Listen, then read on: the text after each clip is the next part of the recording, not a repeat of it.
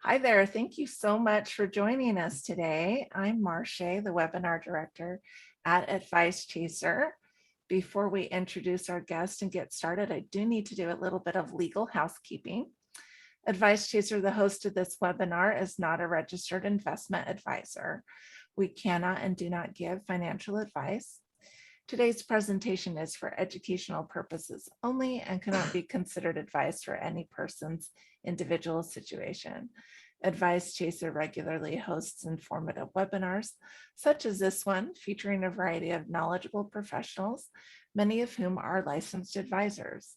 Any opinions, ideas, jokes, or principles expressed by presenters are their own, and however true, funny, or interesting are not endorsed by Advice Chaser. Please do not act on the information you hear today without consulting a qualified financial professional.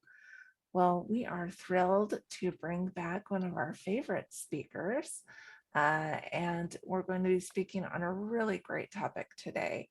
Attendees are muted, but we encourage you to ask questions using the chat box, and the presenter will answer those queries during or after the webinar today as appropriate. And I know Debbie Stiles, she loves questions in the middle of her presentation, so don't hesitate to ask for clarification or expansion of the material.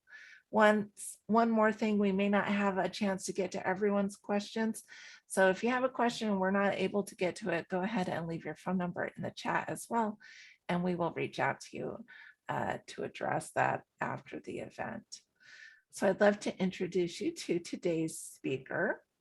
Debbie Elder is the nation's leader in motivating students to be peak performers. Her varied background includes running the disciplinary unit at the Calgary Young Offender Center, as a therapeutic foster parent, a homeschooler, a college planner, and after-school program director. She currently owns the Shady Oaks Primary School, and she loves to share her incredible knowledge and simple steps that can be implemented immediately. She has experience speaking to students, teachers, corporate America, entrepreneurs, and people who want to be successful at life. And Debbie, I am so excited for this topic. We were just chatting about it before we opened the webinar to our attendees. And I think this is a very timely topic. So I'm going to go ahead and turn the time over for you. Well, thank you. We're just going to share the screen here. So let me just pull it up for everyone. Okay, just get to where we're at.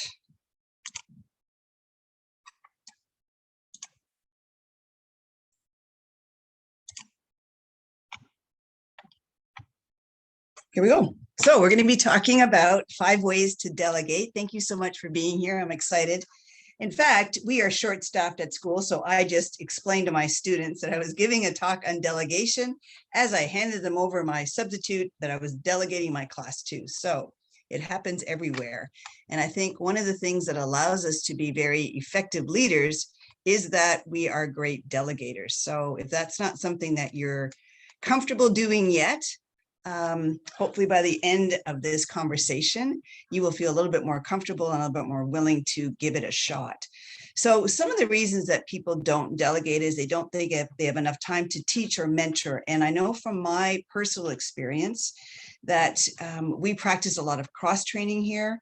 The teacher that is out today, her replacement is the teacher that teaches math in our upper elementary classroom, and I moved her to our lower elementary classroom so I could allow her to cross-train and to try teaching the little ones, and then I stepped into teaching the older ones. So there's a lot of opportunities to mentor, and I know from training parents that a lot of times, even as parents, we choose to, it's easier to just make the meal myself than to teach my child how to peel the potatoes.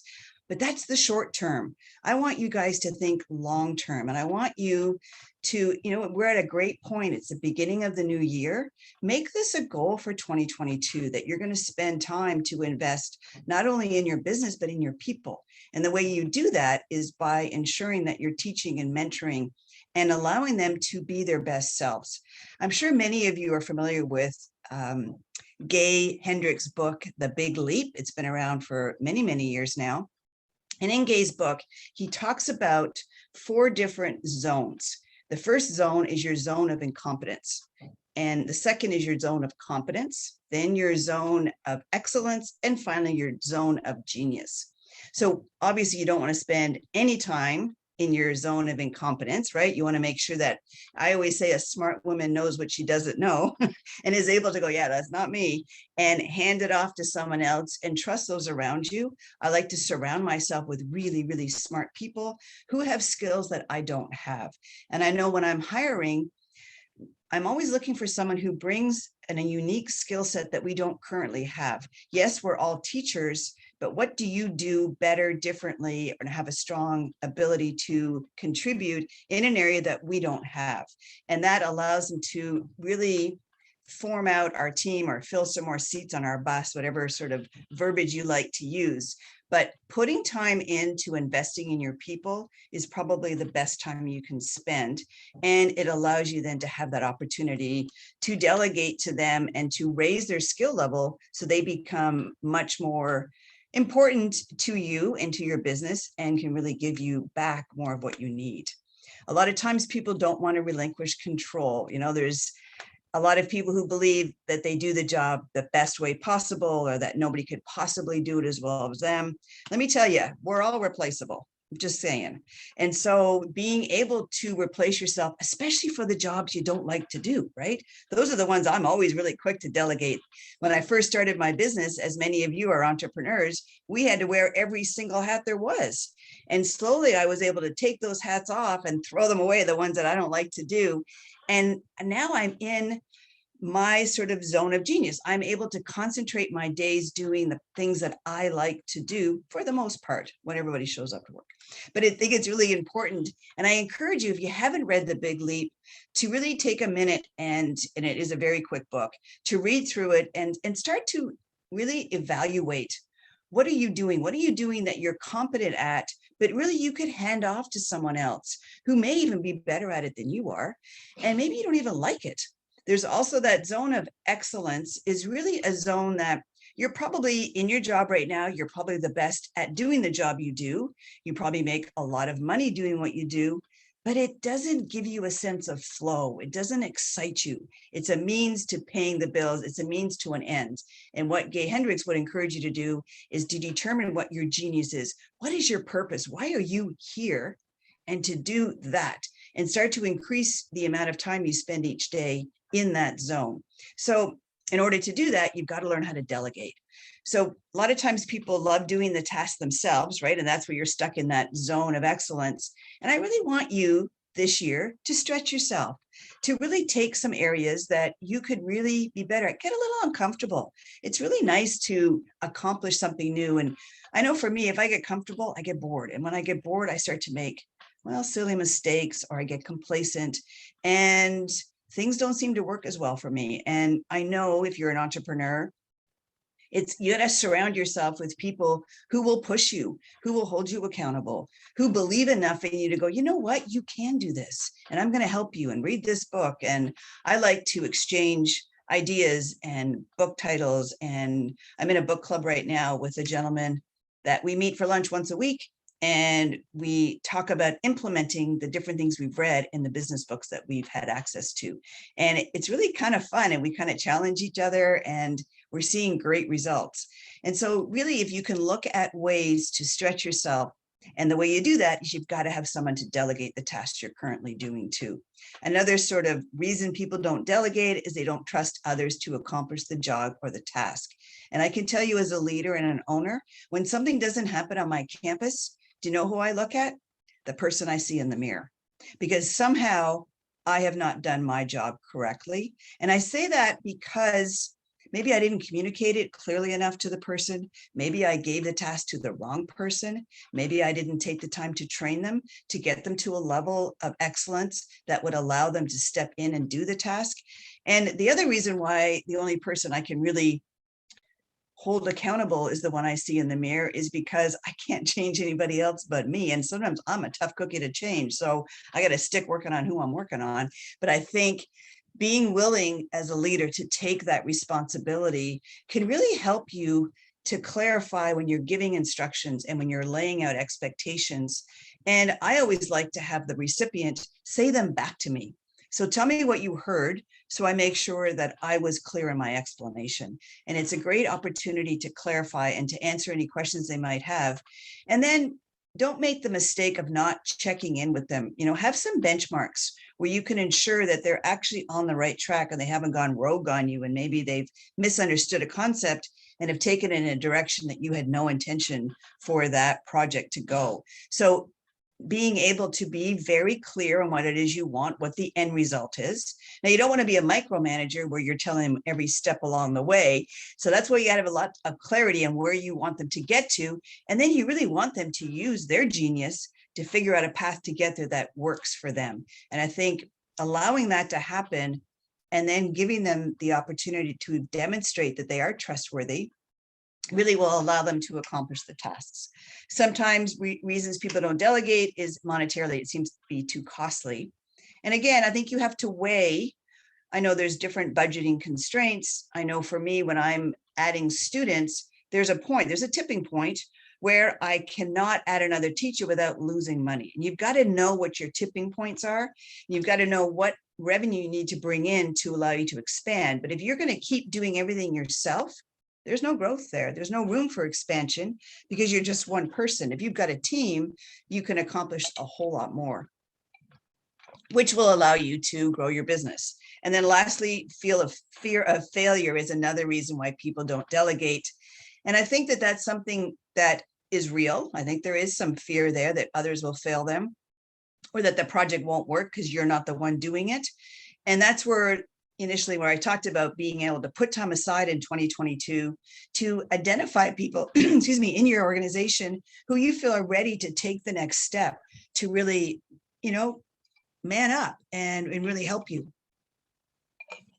to, excuse me, to really move on to the next step. So let's go to the next slide.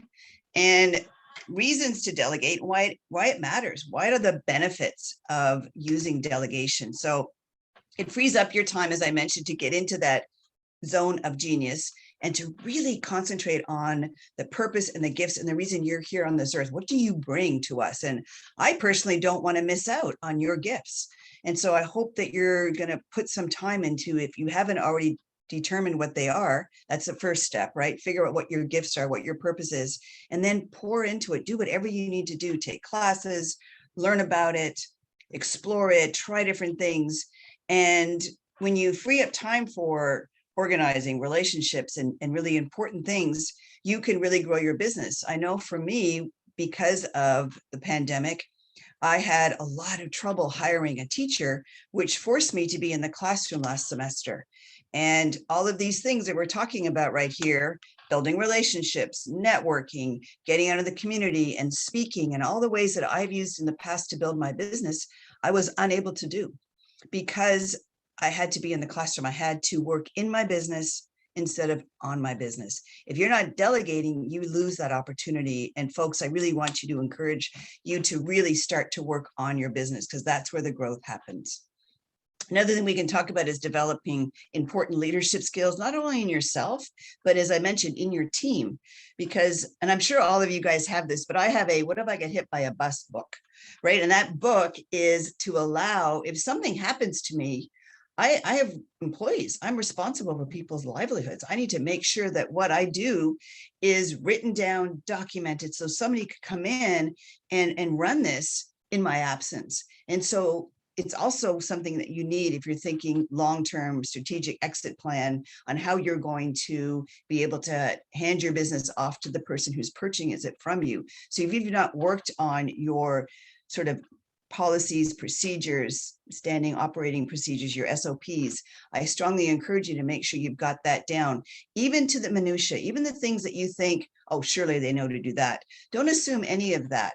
Make it really easy for someone to come in and do what you do, or improve upon it. But if you don't have the basics for them, then you're really assuming, which we know doesn't work, that they are going to be able to do it the way you want.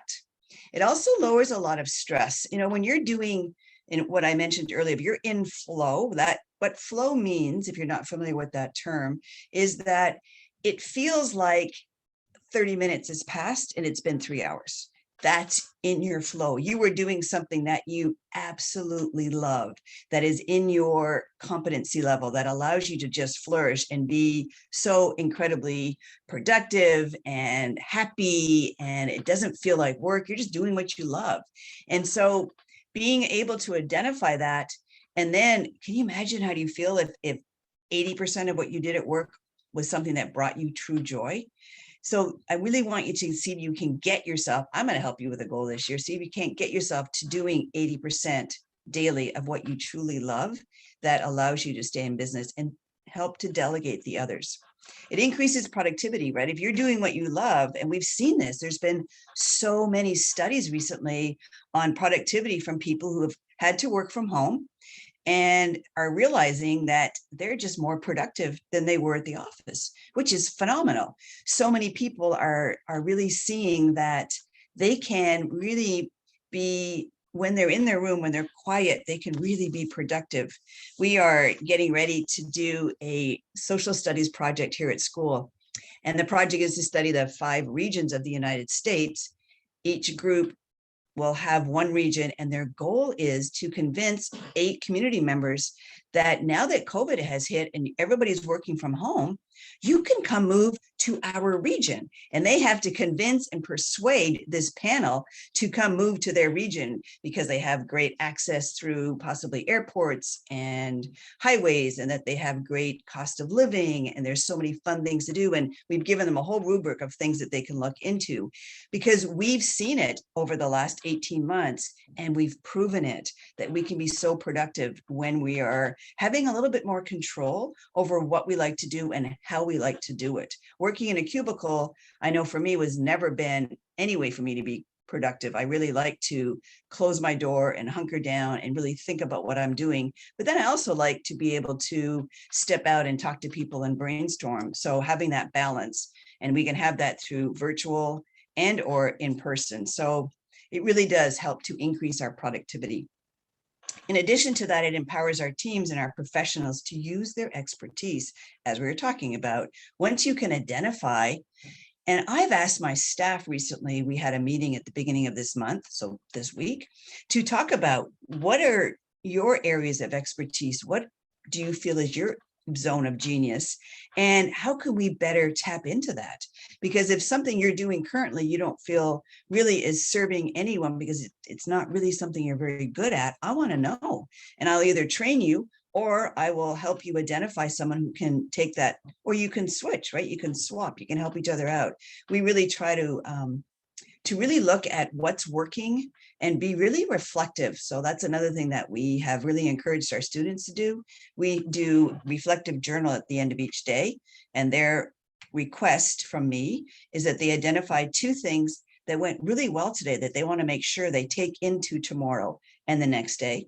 And also to identify 2 things that maybe didn't work out so well and why, or that maybe they could improve upon.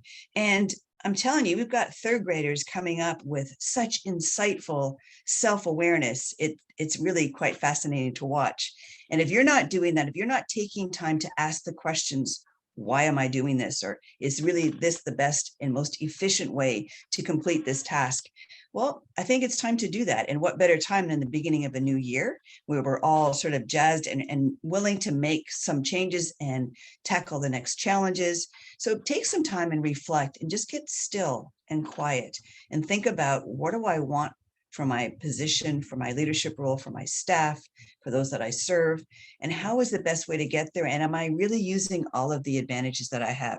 Because if you're not delegating, you're missing out on a whole world that can really help you to expedite what it is that you want. And lastly, another reason is it increases our revenue, which isn't that awesome, right? This is why we're doing it. And being really, really clear about your numbers, because a friend of mine told me years ago, the numbers will set you free. So you know exactly what you're dealing with. They are concrete, they don't lie, this is what they are. You can easily determine when it's time to bring somebody in and what the benefits of bringing that person on board can provide, and how can you equate that to your bottom line, and how can you increase your revenue. So we're going to look at some examples of delegation, and these are awesome to help us. So delegation with a professional. So you can use our financial planning advisors because, as I mentioned earlier, a smart woman knows what she doesn't know. Same with a smart man. And thinking you know it all, well, that's kind of foolish, right? So you really want to be willing to identify your sweet spot and then allow others to serve you. And that's what, I always like to surround myself. I always want to be the dumbest one in the room, right? I always want to surround myself with really, really smart people who can help me elevate my lifestyle and how I serve. So delegate with a professional, like I said, financial planning, tax preparation, estate planning, real estate, personal training. I know I did college planning for many years. And the reason I got into that is I have two daughters who I had just put into college. And I was like, whew, this is really hard. It's really a big challenge. And there's so many moving pieces that I thought, you know what, after I've done this and I've kind of got a handle on it, I need to help other people, which is exactly what I did. And it was challenging, but incredibly rewarding. And one of the things that I was able to show people is just, it was almost like a fire hose of information, if you can imagine, coming at them, for them to realize, this is craziness. Let me help you. This is what I do. You're doing all your whole life, and I'm doing this one piece. And so finding someone who's focused and concentrated and has that crystal vision on exactly what you need can really allow you to concentrate on areas that you're really good at, because you're going to tap out. There's only so much that we can do in a day. And if you're unwilling to accept help, you're not going to grow and you're not going to flourish. You can delegate within your work life: sales, content creation, design, marketing, customer service. I know I use all of these in my business. I have a group that does my marketing for me. I have a social media person. I have people who help me with advertising. I have people who come in and do guest speaking for me because they have expertise in areas that I want my students to have access to. But if I was going to go research and learn those, well, I wouldn't have time to do my job, right? And that's just not, again, it's not where I should be. That's not my most efficient place. And I think knowing your efficient places, knowing what you do well, being able to sort of own that is really important. Another thing that we do here at the school with our students is teach them self-awareness so that they can identify their strengths. So when I put them into the project we're going to start next week, and they collaborate with 8 other students in a group, they need to identify what strengths they bring, what skills they bring to that group. Because if you show up and you don't know what you're good at, how much help are you? Not much. So being really willing to identify that. And it's, if you're older now, maybe in your 40s, your 50s, your 60s, and the last time you identified your skill set was when you graduated college, well, we got to dust that off and figure out what else you can do now, because you've acquired so many skills. And, it's not a bad thing to write those down, to journal them out and get really clear. Write down what you really enjoy and what you're good at. And then, get rid of the things, delegate the ones you might be good at it, but you really don't enjoy it. Just because you're good at something doesn't mean that's where your time should be spent. And I know for me, I spend a lot of time every morning before I show up on campus, making sure I have filled myself up with good feelings, that I am optimistic, that I'm ready to come on campus with a smile on my face and to really lead by example. And I think if you're doing work that you don't like or doesn't fill you up, it's going to start to show on your face. And it's really hard to feel motivated as an employee who's looking up to a leader who doesn't seem to be very happy or optimistic or willing to motivate others because they themselves are feeling downtrodden or are just not enjoying what they're doing. And so making sure that you're taking care of yourself so that you can lead, because part of delegation, really, if you were to really break it down, is leading by example. That's like the first step, right? Where you can delegate by how you show up every day. That's a way to show others, and it's been very effective for me in all of the different positions that I've had. It's almost like a secret weapon, right? You don't even realize that you watch, and people, if you're lucky enough, will come to you and say, here's the impact you had on me, and I had no idea that I had even had that impact on somebody else. And so it's a great way to sort of get your feet wet with delegation, is to start showing up and really putting some thought into it. What are you doing to fill yourself up spiritually, physically, emotionally, and also, educationally. Education doesn't stop when you finish college. I know a couple of years ago, 2017, I was honored to be selected to receive a scholarship to do the Goldman Sachs 10,000 Small Business Initiatives, which is like getting your MBA. They paid for it for 3 months. It was awesome. I learned so much. It was very hands-on, driven by the business I was in.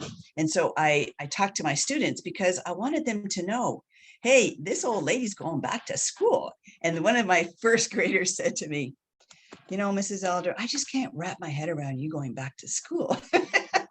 But I wanted her to know that schooling and learning doesn't end, right? There's so much material out there on YouTube, podcasts. There's no excuse, right? If you're in your car, turn it into a university on wheels, as Zig Ziglar used to say, and listen, learn new things every day so you can really delegate by example. That's like layer one. So I want to encourage you to take some steps in that direction. And then lastly, delegation within your home life, household chores, childcare, lawn care, maintenance, plumbing. I stopped doing all of that stuff years ago when I realized one night I was ironing my husband's shirts and I'm like, this is ridiculous. I could get them from the dry cleaner and be using this time to come up with a new program, to put together a new presentation. And I also wasn't going to spend a day of my weekend cleaning my house. So figuring out ways, just because I had the idea, it didn't mean at the time I could afford it, but it became the next to-do thing on my list. And I determined, what do I need to do to get and delegate these tasks? And let me tell you, my house is much cleaner now than it's ever been when I was doing it. It wasn't anything I loved. And the people that I brought in, this is what they do. They're really good at it.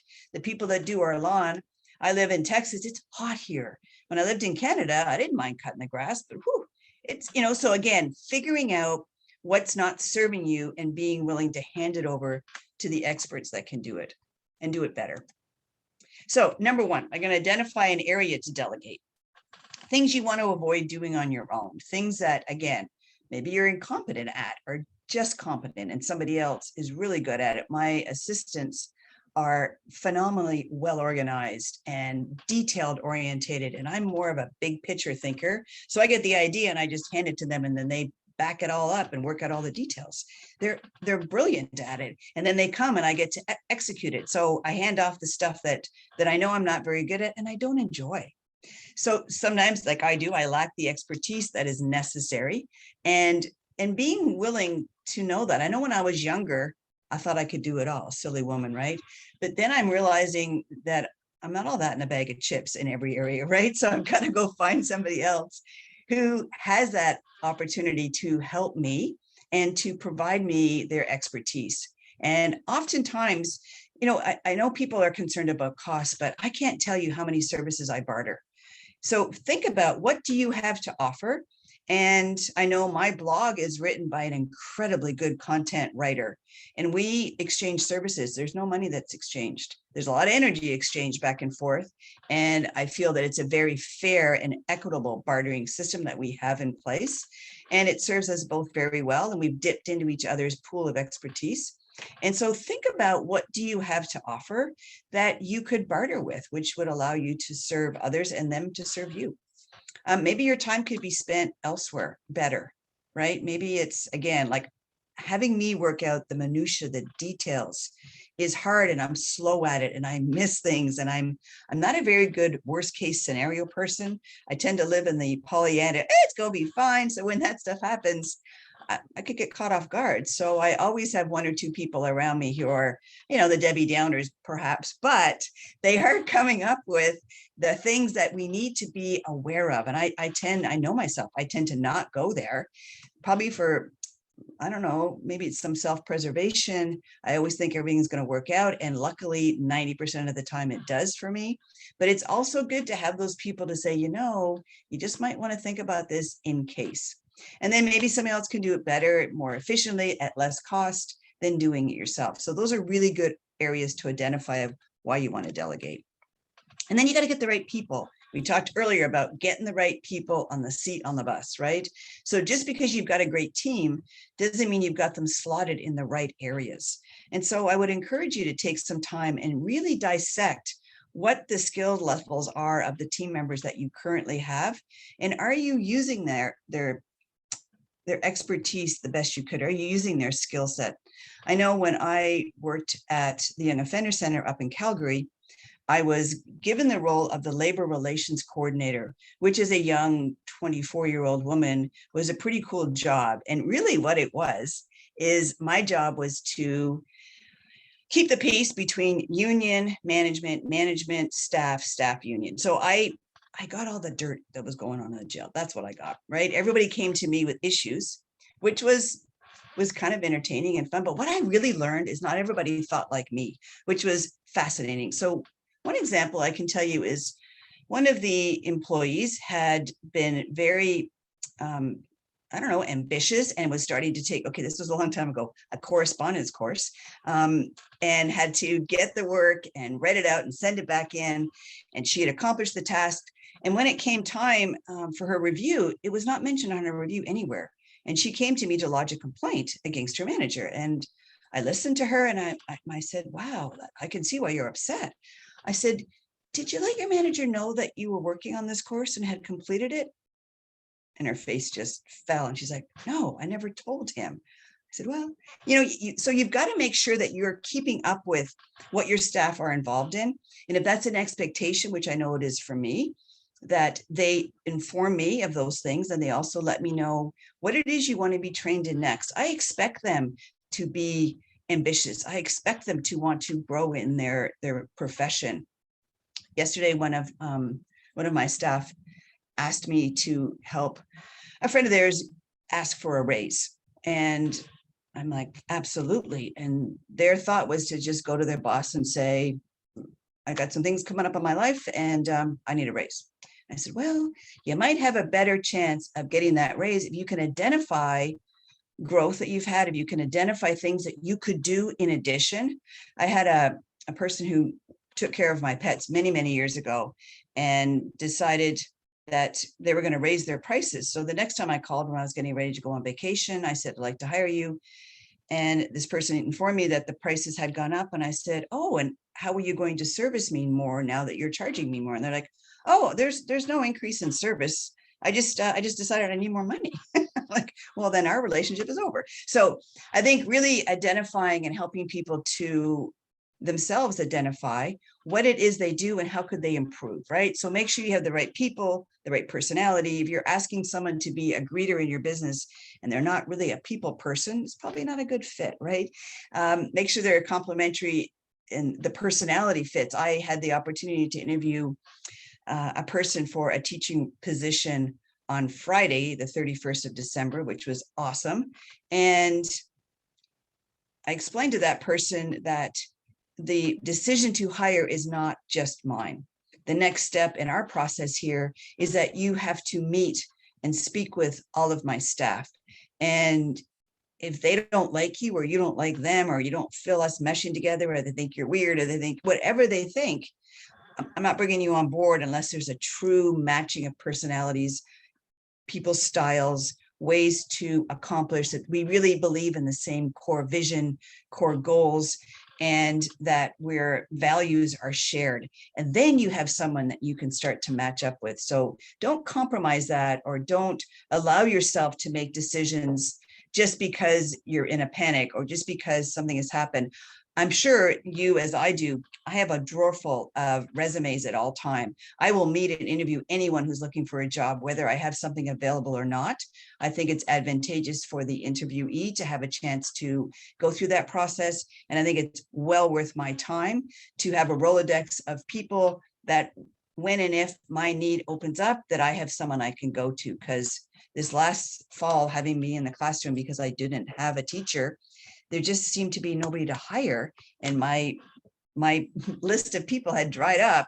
So even though it's something I've consciously done, it doesn't always, it's not foolproof, I guess is what I'm saying. So keep identifying those people and keep clarifying for yourself who they are, and be willing to push yourself, right? You deserve to have the best people working with you and surrounding you. So don't be afraid to up the bar. You deserve that. And your client deserves it, and your customers deserves to be served by the best people. So don't be afraid to raise the bar. Number three, you're going to set realistic expectations. So as we mentioned at the very beginning, you've got to be willing to put time in to train these people, to mentor them, to really invest in them, and to understand that not everybody learns the same way.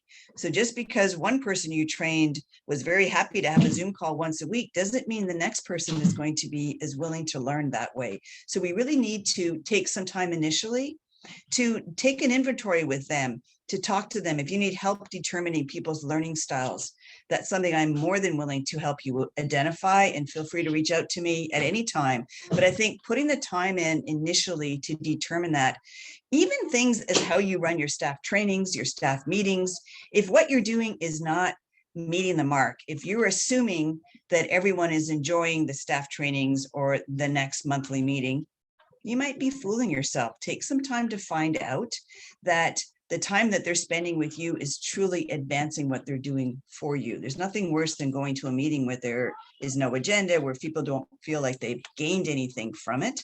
So make sure that you are really taking time to establish and to revisit those things. You want to make sure you have clear deliverables, as I mentioned at the very beginning, understanding what your expectations are. What do you want from this person? So they have a fighting chance of meeting your needs. I am not a very good mind reader, and I have yet to meet anyone that is, and my crystal ball never seems to work when I need it. So we want to really make sure that we're clear. And also, in communication, that communication goes two ways.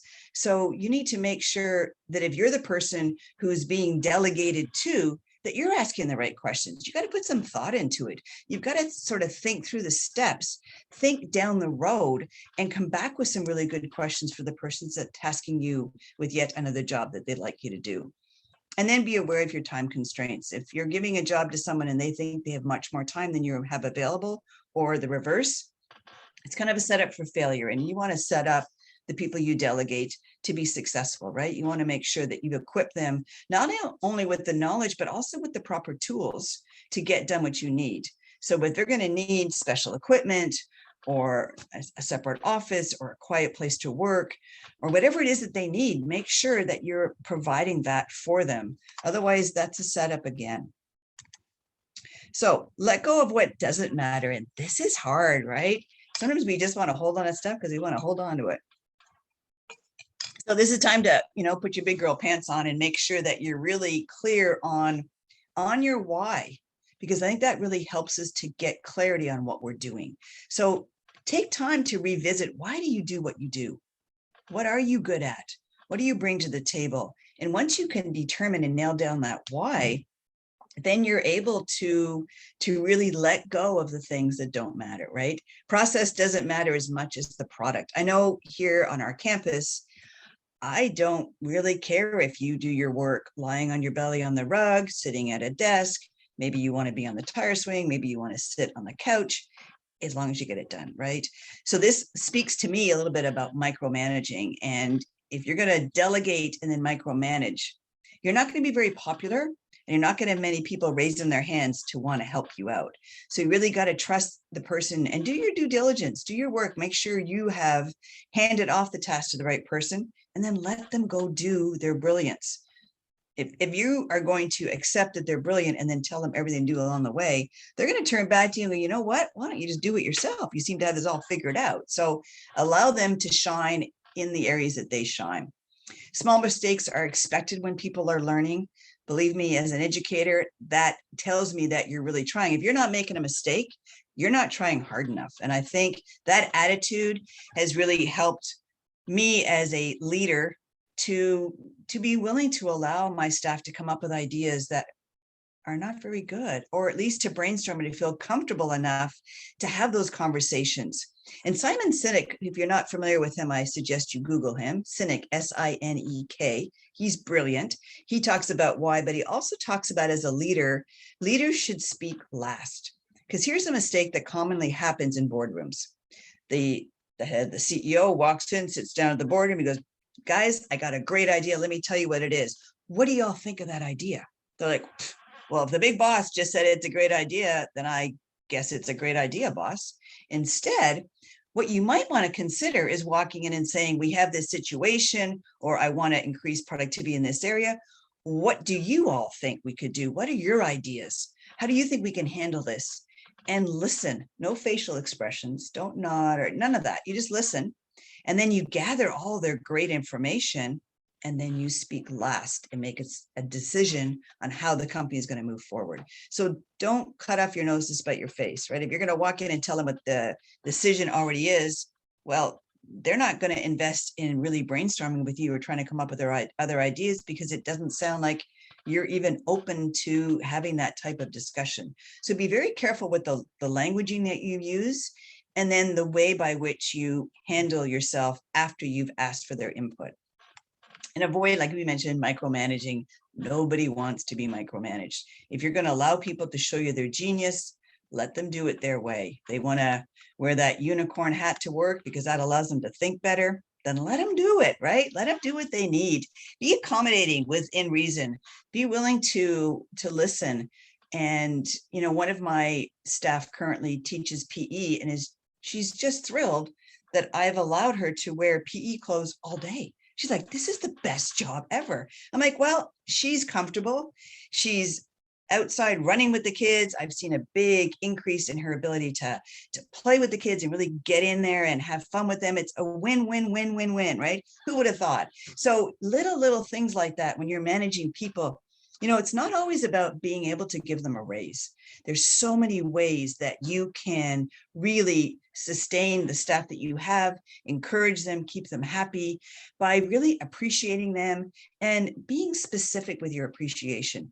If you give me a box of chocolates, I appreciate the gesture, but I'm not eating the chocolates, right? That's not a very specific gift for me. Getting to know me a little better and know that I really like this particular scent of candle, or I enjoy eating at this restaurant, or I enjoy this particular masseuse, that's a very specific gift. So one of the things that we do here is I give my staff a sheet with very detailed questions, asking them, where do you like to eat? What do you like to do? What are your hobbies?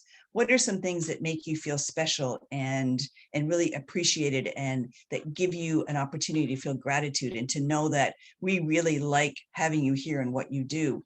And trying to guess that stuff is really hard, but allowing them to tell you what it is, and then to pay attention. We talk about 5 different love languages, and I'm sure everybody on this call is familiar with those. But if you can really tap into somebody's love language and meet them at their love languages, the ability to communicate goes to much higher places very, very quickly. And it's really about the platinum rule, right? Is really treating people the way they want to be treated, as opposed to treating people the way you want to be treated. Like going back to that, lots of people love to receive chocolates. I don't want those on my hips.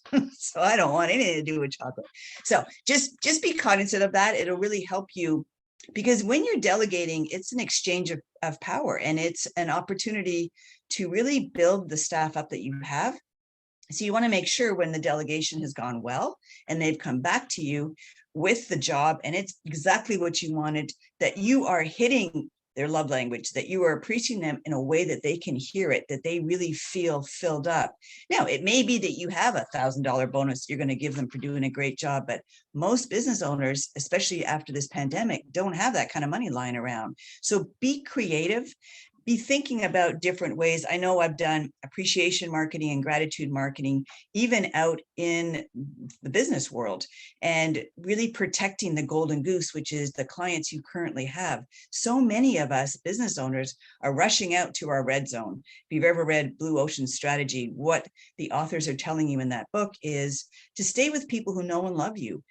Take time to turn your customers and clients into your ambassadors out in the community. We all know the power of testimonials and referrals. And if you can build your business that way by really appreciating the people that you have already in your circle, including those you delegate, everybody is heightened, and it's kind of a win-win for all.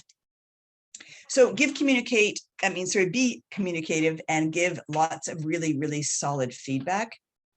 I know for us, I teach a speech class here on campus, and our students, as young as 8 years old, are taught how to evaluate their peers and how to do it in a way that is very objective, that isn't, I don't like you, therefore I'm going to say that your speech isn't very good, but very specific and is sort of really pointed on ways to improve. And so some of the markers that they have is they like to start with something positive.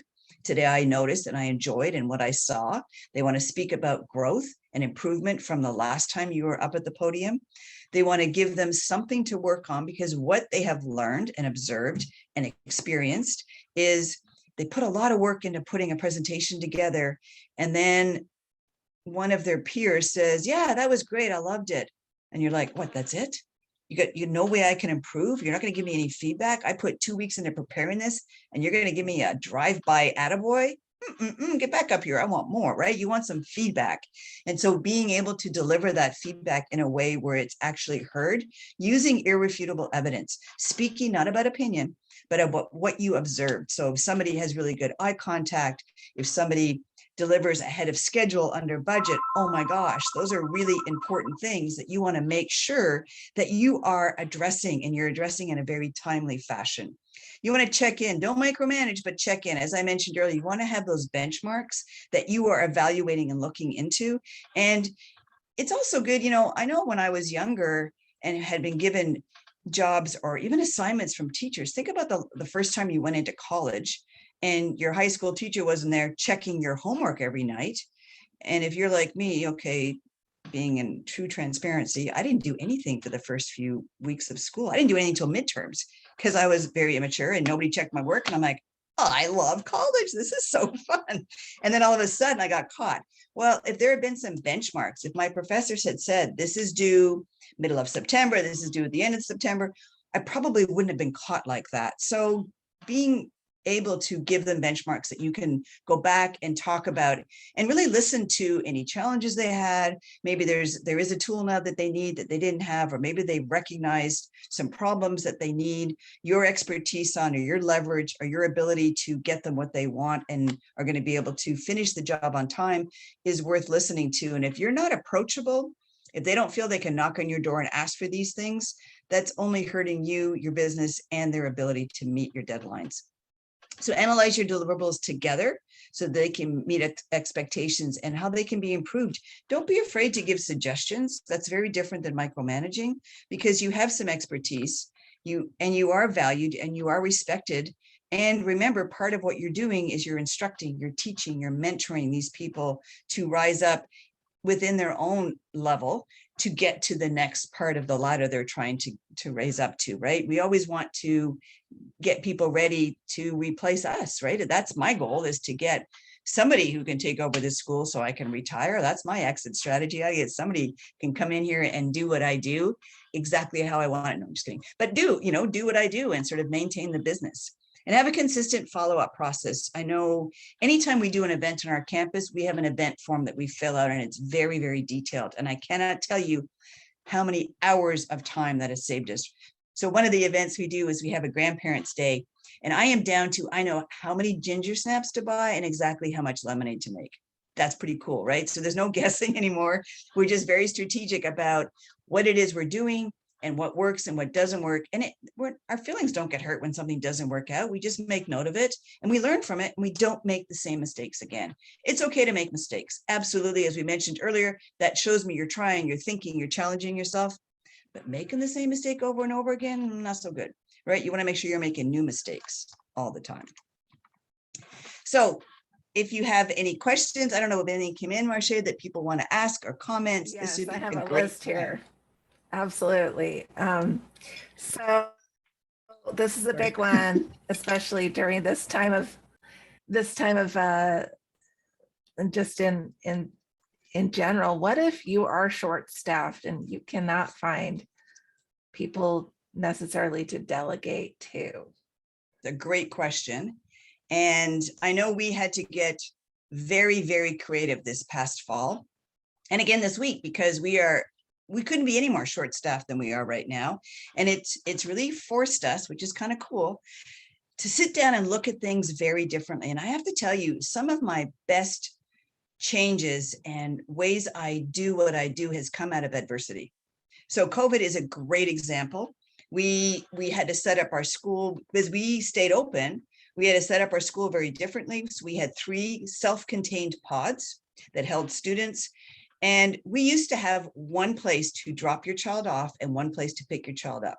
So our carpool line was very, very long. Well, because of COVID, we had 3 pods, 3 doors to the outside, 3 doors to the playground. That allowed us to have 3 separate places to run carpool out of. Short lines, much more manageable. Parents were much happier. And we would have never even thought to do that if we hadn't landed ourselves in that position. So today, for example, because we're short-staffed, I'm still able to do this presentation because I had to think outside the box. I had to do something we hadn't done before, which was combine classes that would not have been combined, but still make it meaningful, still make the presentation and the learning significant. And they're killing it out there and it's working. So it's a great opportunity. Don't think adversity is bad. It's not. That's the mother of invention. And it's how we look at new things. And that's also a great place to open up and talk to your staff about. Don't think you have to do this all by yourself, right? Even the person who, like, oh, this is funny. So many times we hear about big firms bringing in consultants, right? And they bring in this highfalutin, expensive consultant to help them improve their efficiency or whatever it is they're trying to do. And what does the consultant do? Goes down and asks the person working the line, right? The grunts that are doing all the work, that are in the trenches, and then goes back up to upper management, goes, well, we think you should do this and this and that. Well, no, they don't. They know what they went to who's doing it. So don't be afraid. Again, I guess what I want you to take away from this presentation is spend time to reflect, get really, really clear on who you're delegating to, why you're delegating to it, and invest in your people. The other thing that you want to keep in mind, if we just backtrack, is make sure you're hiring people that you can delegate to, right? If you hire somebody and they're not trainable, they're not coachable, that's a huge problem. I know for me, that has quickly become one of my most important traits when I'm hiring. You must be coachable because we do things on our campus so differently that if you were educated in a typical teacher college situation, you're not going to make it on my campus. So I need someone who's willing to be open to new ideas, to try new things, and to not be afraid, right? I want them to have courage to not be tied up so much. Like we mentioned earlier, if you're not making mistakes, you're not trying hard enough. And that's the people that you want. That's who you want to be delegating to, or people who are willing to look at a problem, look at an issue and go, you know what? I'm going to go over this way. I'm going to try something very new. And then I'm going to document and I'm going to keep track of what's working. You need to document, regularly document, so that you are not spending time going over the same ground. Because if you're gonna do so well to delegate and then spin your wheels with what you've been able to accomplish, well, you're back at square one again. So great question. Thank you. And we have another question that came in, and I'm going to generalize it a little bit. I hope that's okay to our attendee. Dealing with kids, either teenagers or adults, that you want them to step up around the house, you want them to contribute. And maybe this particular individual is neurotypical, someone on, or maybe someone who has other needs and things like that. So just kids in general, this is a big parenting thing. Okay. Can you talk a little bit about that? Absolutely. So one of the things that we do as a society, as a group of parents, as leaders, as anyone in control, is we tend to only put energy, and we only seem to address when things don't work out. And so I'm going to ask our listeners to turn that around, whether it's with your staff or your own children. And what happens is there's an acceptable line of behavior. You have to come to work on time. You have to make your bed. You have to brush your teeth. And that's sort of the standard. And when you do all those great things, we say nothing because, well, that's what we expect. But the minute they show up late to work, or they don't make their bed before they go to school, or they skip their homework and don't go outside and play instead, man, we are right on them. They're getting all of our energy. And what I want to encourage you to do is turn that upside down, because people want to help people. Even your teenage kid who looks like they don't, they also will really respond to irrefutable evidence. So you want to, instead of making a mountain out of a molehill, you want to make a molehill into a mountain. You want to take something little that they've done in the right direction and blow it up. Oh my gosh, do you realize that you just carried your plate all the way over to the sink? I didn't even have to ask you. Thank you so much. Do you mind just popping it into the dishwasher for me? Right. And I think sometimes we don't do that, or we don't, a baby who learns to walk would never be expected to run a marathon the next day. But sometimes we do that with our employees. We do that with our kids. We don't allow them the time to mature into it. And we don't give them the support that they need and the recognition to acknowledge that they're making progress. Think about the last time you went on a diet and nobody noticed you lost any weight. How motivated are you to keep going? Right. But if somebody's just like, hey, you're looking really good. Did you lose some weight? You're like, yeah, I did. I'm like, now you're ready to like eat more of that celery, right? But I think we all need recognition. And if you're making and requesting someone to make a behavior change, that is not easy. And so we've got to take on some of the responsibility to help them with that. So that's being very clear on expectations. And the when then is a really good thing to use with children. When your laundry's put away, then you can watch TV. So again, don't micromanage your teens either. I can't tell you how many parents will interrupt their child's favorite television program to tell them to go put their laundry away or go do homework. But you would never do that to me. So why would you do it to a child? So, giving them the opportunity to learn how to manage their time is very easy, where you say to them, before dinner, it's now 4:00. Before we have dinner at 6:30, I'm going to need your laundry put away. Now, don't fall into the trap of feeding them at 6:30 if they haven't put their laundry away. You got to stick to, there's got to be some stop points too. But really being very specific in your recognitions, in your feedback, and sticking to irrefutable evidence. If you are sugarcoating it, or if it's not sincere, heck, a baby can see through that, right? Even a toddler. You want to make sure, and it's, there's a whole saying in parenting, well, we're just going to catch them doing it right. If you wait to catch them doing it right, you might be waiting a long time. So you've got to be willing to catch them working in the right direction. Oh, it looks to me like you're thinking to get started on your homework, right? I see you've got your pencil in your hand and I see you've got your books out. That's awesome. I like how quickly you got up from the table and went directly to take the trash out. That really tells me that you care about your jobs and you're willing to put the time in to get that done before you go play. So it's a very funny way of thinking, and it's not our native tongue, but oh, Marche is so effective, so effective. All right. Well, we have time for one final question here. Excellent. And again, if you have questions and we haven't been able to answer them, go ahead and leave them in the chat and we'll make sure someone reaches out to you to address those. You mentioned a little bit about procrastination that you were talking with your students with, and the question comes in, how does procrastination play into someone not delegating a task? Can you talk a little bit about that relationship? Yeah. Let me tell you what I say to my students, and I talk to them. I have a no homework policy on my campus. We have them for 8 hours. Surely that's enough time to get the education that they need.